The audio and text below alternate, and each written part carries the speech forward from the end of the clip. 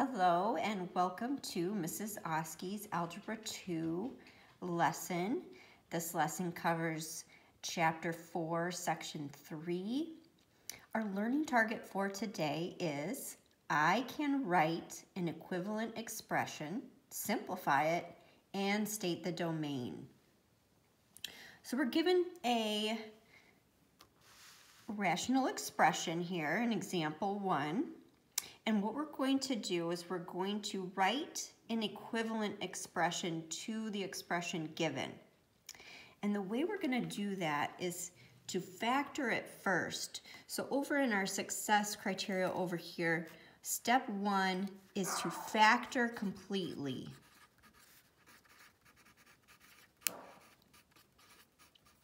So we're going to factor both the numerator and the denominator. Go ahead and pause the video and try to factor that on your own.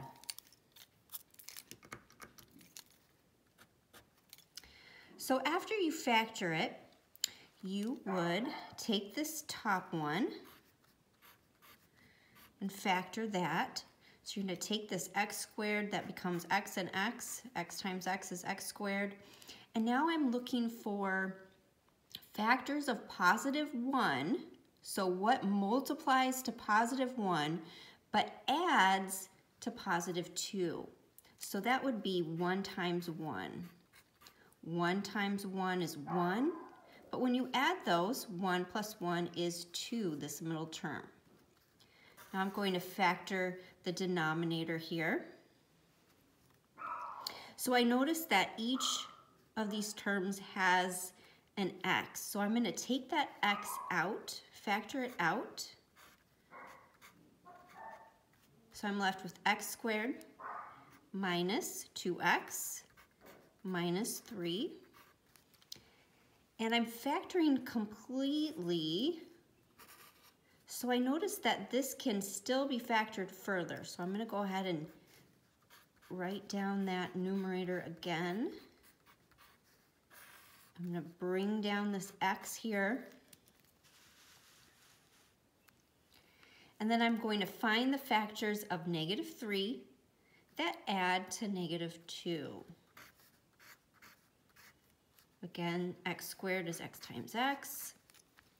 And then this would be negative 3 times positive 1. So let's check this. Negative 3 times positive 1 is negative 3. But when I add them together, negative 3 plus 1 gives me that negative 2. So this is factored completely. So step 1, factor completely, check. Step 2 of our success criteria is to find the domain. Sometimes this is called a restriction. So it means that anything that would make the denominator here 0, x cannot be that.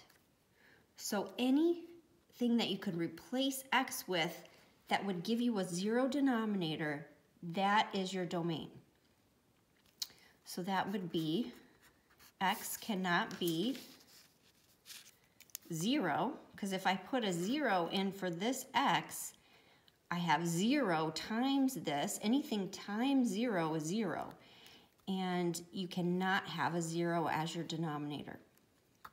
So let's look at this next one. What could I replace x with to get a 0 there? So if I'm just looking at this expression right here, x minus 3, if I put in a 3 there, I would get 3 minus 3 is 0. And that would give me a 0 denominator. So x cannot be positive 3. Let's look at this next expression here, x plus 1. If I replace this x with negative 1, that would be negative 1 plus 1 is 0, and that would give me a 0 denominator. So x cannot be negative 1, and that's my domain. Now I'm going to go on to my step 3, and this is going to be to simplify. So what can be crossed out here? So I'm going to look what is the same in the top and bottom. So this x plus 1 is on both top and bottom. So I'm going to cross those out here.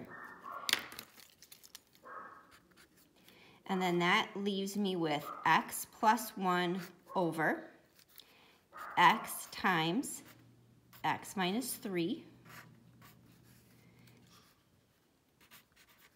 for all x that are not 0, 3, or -1. And that is your example. Now I'm going to have you try it. Okay, so go ahead and pause the video. Use your success criteria. Remember, factor completely. Factor it down as much as you can. Then look at the denominator. What can make that denominator 0? What can you replace x with to make that denominator 0? That's the domain. And then finally, simplify. Cross out what is the same top and bottom. Pause the video and try it.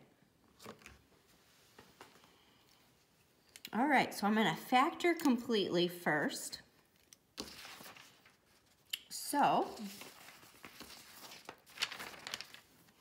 I'm going to factor that top one by taking out a 2.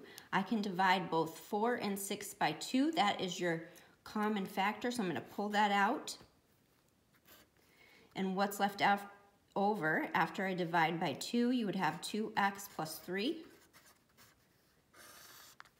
And then 2x plus 3 on the bottom. All right, I can't factor anymore. I'm factored completely. So now, step 2, state the domain. So I'm going to see what do I replace this x with to get a 0. Now this one's not as easy to see it because of this 2 in the front. So I'm just going to make a side note here.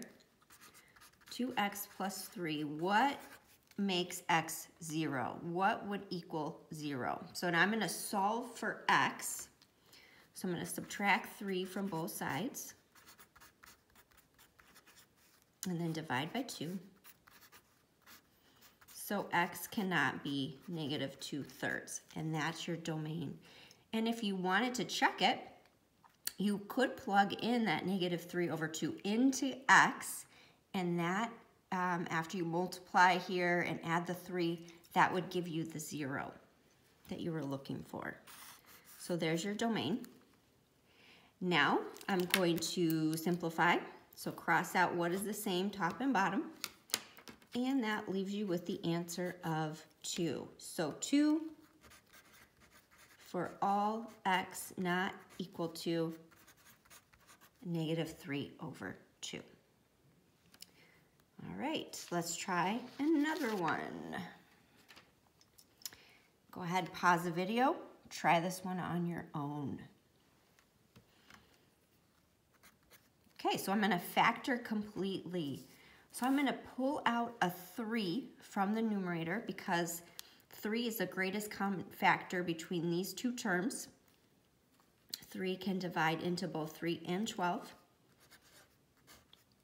So after I take out that 3, I'm left with x squared minus 4. And then on the bottom, I'm going to break up that x squared, so that's x and x times x. And then what are the factors of -6 that add to +1? Or what can I multiply that equals -6 but adds to -1 there? And that would be -3 and +2. Because -3 times +2 equals -6, but if you add them, -3 plus 2, that would give you your -1. All right, and remember you have to factor it completely. So this x squared minus 4 can still be factored. This is a difference of squares. So I'm going to factor that difference of squares, so that's x times x is x squared. And then remember, signs are always plus minus, or minus plus, that would be the same thing. And then the square root of 4 is 2. 2 times 2 is 4. Bring down the denominator. Okay, now it's factored completely, so now I'm going to state my domain. So what would make this expression 0? A positive 3. Positive 3 minus 3 is 0. So x cannot be positive 3. And if I put in a negative 2 here, that would give me 0. Negative 2 plus 2 is 0. So there's my domain. Now I'm ready to simplify. I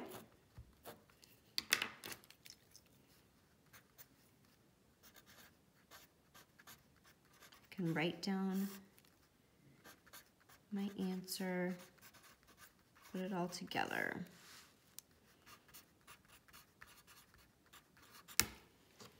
All right, there it is. We have one more to try. Last try it. Go ahead, pause the video, try that one. Okay, so we're going to factor completely first. So I'm looking for the factors of 40, what multiplies to 40, but adds to 13. That would be 5 times 8. 5 times 8 is 40.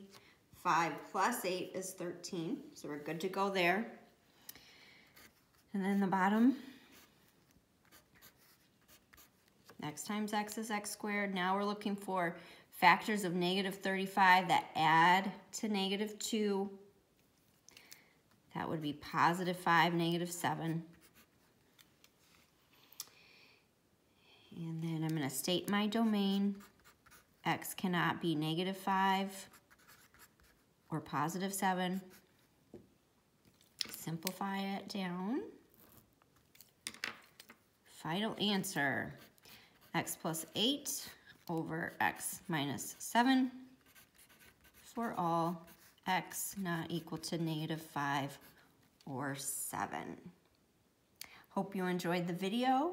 Our next video will cover how to multiply rational expressions. See you in the next video.